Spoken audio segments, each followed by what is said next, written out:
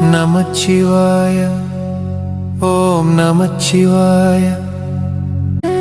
இந்த உலகத்தில் எனக்கு எதுவுமே இல்லை, என் நாடகத்தை முடித்து வை, என்னை உன்னோடு கூட்டிக் கொண்டு போய்விடு ஐயனே.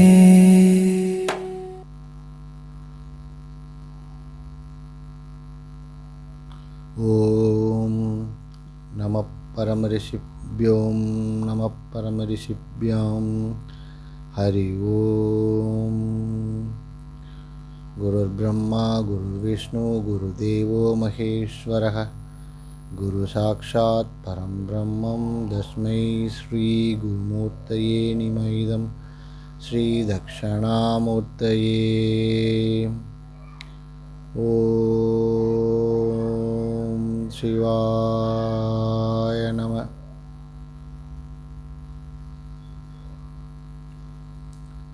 இந்த காணொளியில் நாம் பார்க்க இருக்கிறது, நம்மளுடைய வாழ்க்கையில் ஒரு அமைதியான சூழ்நிலை அப்படின்றதே நாம் தவிர்த்துக்கிட்டு இருக்கோம் அப்படின்றத பற்றி தான். இது கேட்பதற்கு வினோதமாக தான் இருக்கும், ஆனால் உண்மை நிலை அதுவாகத்தான் இருக்கிறது. எப்படின்னா,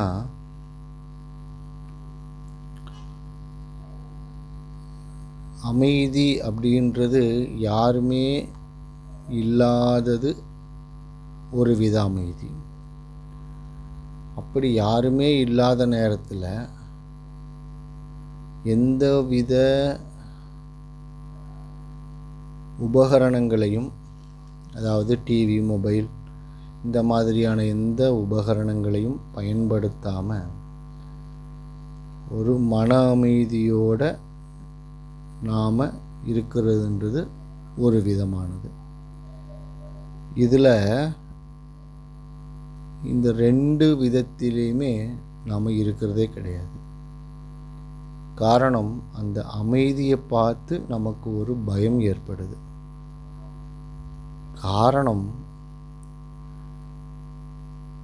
இன்றைய வாழ்க்கை சூழ்நிலையில் நம்ம தொடர்ந்து ஒரு பரபரப்பான வாழ்க்கை முறைக்கே நாம் அடிமையாயிட்டோம். நம்ம நல்லா கவனித்து பார்த்தோம்னா, ஒரு பரபரப்பான சூழ்நிலை இல்லாமல் நம்மளால் ஒரு இயல்பான வாழ்க்கை முறையை வாழ தெரியலை. இப்போது ஒரு குடும்பத்தில் வீட்டில் எல்லாரும் ஃபங்க்ஷனுக்கு போயிருக்கிறாங்க. ஒரு வயசான பாட்டியம்மா இருக்கிறாங்க, இல்லைன்னா ஒரு தாத்தா இருக்கிறாருன்னு வச்சுக்கலாம். அவர்னால் வெகு தூரம் பயணிக்க முடியாது. காரணம், வயது முதிர்ச்சியின் காரணமாக அவர் வெளியில் எங்கேயும் போக முடியாத ஒரு சூழல் இருக்குதுன்னு வச்சுக்கோங்க. அவரை வீட்டில் விட்டுட்டு போகிறோம். அவர் அதை பற்றி பெருசாக ஒன்றும் யோசிக்க மாட்டார்.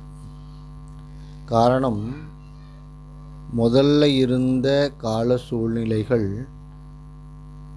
அவர்களுக்கு எந்த ஒரு துணையும் தேவைப்படலை. ஏன்னா அவங்களுடைய வாழ்க்கை முறை அப்படி தான் இருந்தது. ஆனால் இப்போது இருக்கக்கூடிய வாழ்க்கை முறை எப்படி இருக்குதுன்னா, அதே பேரண்ட்ஸ், அங்கே தாத்தா பாட்டி இல்லை இருக்கிறாங்கன்னு கூட வச்சுக்கலாம். பசங்களை யாராச்சும் ஒருத்தர், நீங்கள் வீட்டில் இருப்பா, நாங்கள் மட்டும் அந்த ஃபங்க்ஷனுக்கு போயிட்டு வரோம் அப்படின்னு சொன்னால் அவங்களால அந்த தனிமையை ஏற்றுக்க முடியறதில்ல. காரணம், அவர்கள் அந்த தனிமையை பார்த்து பயப்படுறாங்க. அவர்களால் எப்படி அந்த தனியான மணி நேரங்களை செலவு பண்ணணும்னு தெரியல அவங்களுக்கு. ஒன்று நண்பர்கள் கூட சேர்ந்து அவர்கள் இருக்கணும்னு நினைக்கிறாங்க. அல்லது மொபைல் இல்லைன்னா டிவி, இப்படி ஏதாவது ஒரு சாதனங்கள் அவர்களுக்கு துணை தேவைப்படுகிறது. ஒரு அமைதியான ஒரு மனநிலையில் யாரும் இல்லை. சரி, நாம் அமைதியான மனநிலையில் நாம் நம்மளுடைய சிந்தனைகளையும் செயல்களுக்கும் கொஞ்சம் ஓய்வு கொடுத்து அமைதியாக இருப்போம் அப்படின்ற ஒரு நிலை இருக்குது. அப்படின்றதே இன்றைய வாழ்க்கை சூழலில் நிறையா பேர்த்துக்கு தெரியவே இல்லை. மறந்து போச்சுன்றது ஒரு விதமாக எடுத்துக்கிட்டாலும் அப்படி ஒரு நிலை இருக்குதுன்றதே நிறைய பேர்த்துக்கு தெரியல. இது இன்றைய தலைமுறையின் மேல் நாம் பழிய முழுவதுமாக சொல்லிவிட முடியாது. இதற்கு ஒரு விதத்தில் இன்று பெற்றோராக இருக்கக்கூடிய நாமும் தான் ஒரு காரணம். ஏன் அப்படின்னா, அப்படி ஒரு சூழல் நம்மனாலே இருக்க முடியறது இல்லையே. நல்லா யோசிச்சு பாருங்கள். வீட்டில் எல்லாரும் வெளியூருக்கு போயிட்டாங்கன்னா ஒரு தந்தையோ அல்லது தாயோ எந்த ஒரு உபகரணங்களையும் யூஸ் பண்ணாமல், அதாவது டிவியோ இல்லை மொபைலோ இல்லை எதுவுமே யூஸ் பண்ணாமல் அவர்களாக பேசாமல் அவங்களால இருக்க முடியுமா அப்படின்னா முடியறதில்ல. அவர்களுக்குள் எடுத்த உடனே எழுறது தேவையில்லாத கற்பனைகளும் எதிர்மறையான எண்ணங்களும் தான். கொஞ்ச நேரம் அப்படி அமைதியாக இருந்துட்டாங்கன்னா அவங்களால அந்த அமைதியை தாங்கிக் கொள்ள முடியறதில்ல. அமைதியாக இருந்தால் எனக்கு பயமாக இருக்குது, என்னென்னமோ தேவையில்லாத யோசனையெல்லாம் வருது, எனக்கு பைத்தியம் பிடிக்கிற மாதிரி இருக்குது, அப்படிலாம் என்னால் இருக்க முடியாது. அப்படி ஒரு சொற்களை நாம் கேட்டு நமக்கே பயமாயிடுது. என்னடா இவங்களை தனியாக விட முடியாதா, இவர்களால் தனிமையான ஒரு அமைதியான நிலையில் அவங்களால இருக்க முடியாதா அப்படின்ற ஒரு காலகட்டத்தில் இப்போ இருக்கிறோம். உண்மையில் நாம் அந்த தனிமையான மனநிலை, தனிமையாக ஒரு சூழல் நமக்கு ஏற்படும் பொழுது தான் நம்மை பற்றின யோசனைகளை நாம் முன்னெடுக்க முடியும். காரணம், அந்த நேரங்களில் நம்மளை யாரும் தொந்தரவு செய்ய மாட்டாங்க, இடையூறு பண்ண மாட்டாங்க. நம்ம அமைதியாக நம்மளுடைய ஆத்ம நிலையை பற்றியோ அல்லது இந்த பூமியில் நம்ம எதுக்கோ பிறந்திருக்கோமே, எதுக்குன்னே தெரியலையே, அதை எப்படி நம்ம தெரிஞ்சுக்கிறது, இதற்கு என்ன வழிமுறைகள் இருக்குது, இப்போ வரைக்கும் நம்ம வாழ்ந்துக்கிட்டு இருக்கிறோமே, இந்த வாழ்க்கை முறை சரியானதாக இருக்குதா, நம்மளுடைய அடுத்த தலைமுறையிலே நம்ம வழிநடத்தி போகிறோமே அது சரியாக இருக்கா, இல்லது நம்மளுடைய வாழ்க்கை துணையுடன் நாம் ஒரு வாழ்க்கை வாழ்ந்துக்கிட்டு இருக்கிறோமே, இதில் நாம் ஏதாவது தவறு செய்கிறோமா, அல்லது நமக்கு முந்தைய தலைமுறையினர் நம்ம கூட இருக்காங்களே அவர்களை நம்ம சரியாக பார்த்துக்கிறோமா, இப்படியான ஒரு சுய விசாரணை அப்படின்ற ஒரு நிகழ்வு நடக்கிறதே இந்த தனிமையில் தான். ஆனால் இப்போ இருக்கிற மக்கள் இருக்கக்கூடிய அந்த அவசர கால சூழ்நிலையில் அவர்களால் தனிமை அப்படின்றத ஏற்றுக்கிறவே முடியறதில்ல. ஆனால் அவங்க நார்மலாக பேசும்போது என்ன சொல்கிறாங்க, நான் அமைதியாக இருக்கணும்னு நினைக்கிறேன், அமைதியாக இருக்கிறது எனக்கு ரொம்ப பிடிக்கும், நான் ரொம்ப அமைதியாக இருந்தால் நான் ரொம்ப ஜாலியாக இருப்பேன், எந்த தொந்தரவும் இல்லாமல் இருப்பேன் அப்படின்னு வெளியில் சொல்லிப்பாங்க. ஆனால் அவங்கள ஒரு 3 மணி நேரம் 2 மணி நேரம் தனியாக ஒரு ரூமில் உன்னை யாரும் டிஸ்டர்ப் பண்ண மாட்டோம், நீ பாட்டுக்கு அமைதியாக இரு, ஃபோனு டிவி எல்லாத்தையும் எடுத்து பிடிங்கி வச்சுட்டு ஒரு தனியாக ரூமில் விடுங்க, 10 நிமிஷம் கூட அவனால் இருக்க முடியாது. காரணம், இன்றைய சூழல், வாழ்க்கை சூழல் அப்படி இருக்குது. அவர்களால் அப்படி இருக்க முடியறதில்ல. 10 நிமிஷம் கழித்து அவங்கள பார்த்தோம்னா அவங்களால அவங்க என்ன பண்ணுவாங்கன்னே அவங்களுக்கே தெரியறதில்ல. அந்தளவுக்கு ஒரு மனம் ஒரு பதட்டமான நிலைக்கு பழகிருச்சு. அந்த பதட்டமான சூழ்நிலையிலேயே வாழ்ந்து வாழ்ந்து வாழ்ந்து அமைதியாக இருக்கிறதுனா அது என்னமோ ஒரு பெரிய ஒரு தண்டனைக்குரிய செயலாக நினைக்கிறாங்க எல்லாருமே. எவ்வளோ மோசமான ஒரு மனநிலையில் வாழ்ந்துட்டுருக்குறோம் நம்ம. ஒரு மனிதராக பிறந்து சிம்பிள், எதுவும் பண்ணாமல் அமைதியாக இருக்கணும். அது நம்மளால் முடியறதில்ல இல்லைங்களா? நினச்சி பாருங்கள், எவ்வளோ ஒரு மோசமான மனநிலையில் இந்த வாழ்க்கை முறை அமைந்திருக்குது அப்படின்னு.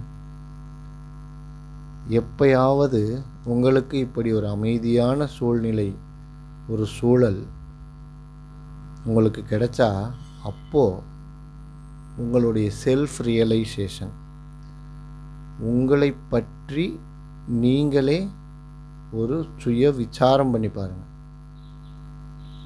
நாம் சரியாக நடந்துட்டுருக்கிறோமா? இந்த வாழ்க்கையில் அன்பு, அரவணைப்பு, பாதுகாப்பு, ஒரு மனித நேயம், இதோடலாம் நம்ம வாழ்ந்துகிட்ருக்கு, இந்த மாதிரியான பண்புகளோடு நம்ம வாழ்ந்துக்கிட்டு இருக்கிறோமா? இல்லை நம்ம கூட வாழ்ந்துக்கிட்டு இருக்க நம்மளுடைய குடும்பத்தார்கள் இப்படியான சூழ்நிலையில் ஏதாவது வாழாமல் இருக்கிறாங்களா? அப்படி அவங்க வாழணும்னு நினச்சி அதற்கு என்னுடைய செயல்கள் எங்கேயாச்சும் இடையூறாக இருக்குதா? என்னுடைய அடுத்த தலைமுறை, என்னுடைய குழந்தைகளுக்கு நான் சரியான வழியில் தான் இந்த வாழ்க்கை முறையை நாம் கற்பிச்சுக்கிட்டு இருக்கிறோமா? இப்படியெல்லாம் யோசிச்சு பாருங்கள். நமக்கு நாம் என்ன தவறு செய்கிறோம் அப்படின்ற ஒரு சரியான புரிதல் கண்டிப்பாக ஏற்படும். அப்படி ஏற்படும் பொழுது அந்த தனிமை அதற்கு நிறைய பதில் சொல்லும். அந்த தனிமை நாமளே சரி செய்து கொள்வதற்கான ஒரு வாய்ப்பை ஏற்படுத்தி கொடுக்கும். அப்போது நமக்கு ஒரு தீர்க்கமான தீர்மானம் ஏற்படும். இனிமேலாவது, இதுக்கு முன்னால் நடந்தது ஏதோ நடந்துருச்சு, இதுக்கு மேல் நடக்க இருப்பது நாம் இப்படி தான் சரியான முறையில் வாழணும் அப்படின்னு ஒரு தீர்மானம் எடுப்பதற்கு அந்த தனிமை என்பது ரொம்ப உதவிகரமாக இருக்கும். ஆனால் அதை நம்மளால் அந்த தனிமையை ஏற்றுக்கொள்ள முடியாத ஒரு பரிதாப நிலையில் நாம் வாழ்ந்துட்டுருக்குறோம். இதை மேலோட்டமாக மறுத்தாலும் நிதர்சனமான உண்மை இதுதான். அதனால் இதை பற்றி கொஞ்சம் யோசித்து தனிமையை தவிர்க்கிறத விட்டுட்டு, தனிமை அப்படின்ற ஒரு அற்புதமான ஒரு சந்தர்ப்பம் கிடைக்கும் பொழுது உங்களை பற்றின ஒரு சுய விசாரணை பண்ணி பாருங்கள். உங்களை பற்றின ஒரு சுய தேடல் செஞ்சு பாருங்கள். உங்களுக்கு நிறைய கேள்விகளுக்கான பதில் கிடைக்கும். உங்களுக்கு எப்பெல்லாம் இந்த தனியாக இருக்கக்கூடிய சந்தர்ப்பம் ஏற்படுதோ, அதெல்லாம் இந்த அவசரமான பதற்றமான வாழ்க்கை சூழலில் கிடைக்கக்கூடிய மிக விலைமதிப்பற்ற பொன்னான தருணங்கள். அதை எந்த சூழ்நிலையிலையும் மிஸ் பண்ணிடாதீங்க.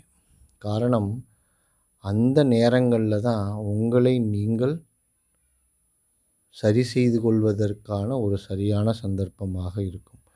அது அடிக்கடி உங்களுக்கு கிடைக்க போகிறது கிடையாது. ரொம்ப ரொம்ப ரேராக தான் கிடைக்கும். அதனால் அப்படி ஒரு நிலை உங்களுக்கு கிடைக்கும் பொழுது அந்த நேரத்தை வீணடிக்காமல் உங்கள் வாழ்க்கைக்கான சரியான பாதையை தேர்ந்தெடுப்பதற்கு உங்களை நீங்களே சுய விசாரணம் பண்ணி அதற்கான சரியான முடிவுகளை தேர்ந்தெடுத்து அதற்கு சரியான நடவடிக்கைகளை உடனடியாக அப்போ இருந்தே நான் செய்வதென்று உறுதிமொழி எடுத்துக்கொண்டு அதன்படி செயல்பட ஆரம்பிங்க. அது கொஞ்ச நாளில் உங்களுக்கும் உங்களை சார்ந்து வாழும் அனைவருக்கும் மிகவும் மகிழ்ச்சிகரமானதாகவும் ரொம்ப ஒரு முன் உதாரணமாகவும் இருக்கும். அப்போ அவர்களும் உங்களைப் போல் வாழ்வதற்கு முயற்சி செய்வாங்க. அது அப்படி ஒரு மேஜிக் உங்களுடைய வாழ்க்கையில் கண்டிப்பாக நிகழும். அப்போது உங்களுக்கே ஒரு தன்னம்பிக்கை ஏற்படும். அப்போ நமக்கு தெரியும் நம்ம சரியான பாதையில் தான் இந்த வாழ்க்கை பயணத்தை செய்து கொண்டிருக்கிறோம் அப்படின்ற ஒரு எண்ணம் உங்களுக்கு கண்டிப்பாக ஏற்படும். அதனால் இந்த அமைதியாக வாழ்கிறத தவிர்க்காதீங்க. இந்த அமைதி என்ற நிலை கிடைக்காம தான் நிறைய பேர் மன உளைச்சல்லையும் அவர்கள் பித்து பிடித்தது போல நிறைய மனோரீதியான பிரச்சனைகளை சந்தித்து அது மருத்துவமனைக்கு சென்று மனோதத்துவ ரீதியான பிரச்சனைகளுக்கு ஆளாயிடுறாங்க. அது ஒரு மனோதத்துவ டாக்டர் போய் சந்திக்கிற அளவுக்கு ஒரு மோசமான சூழ்நிலையை அவர்களுக்கு ஏற்படுத்திடுது. அதற்கு காரணம் என்ன அப்படின்னு யோசித்து பார்த்தோம்னா, நம்மளை பற்றின ஒரு சுய யோசனையே கிடையாது. ஒரு இயந்திரத்தன்மையான வாழ்க்கைன்னு நம்மளுடைய போன வீடியோவில் பார்த்துருந்தோம் இல்லைங்களா? அந்த மாதிரி ஒரு இயந்திரத்தன்மையான வாழ்க்கையில் பதட்டமான சூழல்லையே வாழ்ந்து பழகி அமைதியாக இருக்கிறதுனா என்னன்னே தெரியல இப்போது. இது மிகவும் ஒரு மோசமான மனநிலை, மோசமான வாழ்க்கை சூழல். இதை நாம தான் நமக்கு நாமளே சரி செய்து கொள்ளணும். அதுக்கு இந்த அமைதியான சூழல்கள் வாய்க்கும் பொழுதெல்லாம் அதை சரி செய்வதற்கான ஒரு சரியான ஒரு வாய்ப்பாக எடுத்துக்கிட்டு அதில் மேற்கொண்டு தொடர்ந்து பயணிக்கணும் அப்படின்னு உங்கள் எல்லாத்தையும் அன்போடு கேட்டுக்கிறேன். அனைவருக்கும் நன்றி. ஓம் சிவாய நம. அன்பே சிவம், அன்பே சிவம், அன்புமயம் சிவலோகம், அன்பே சிவம்.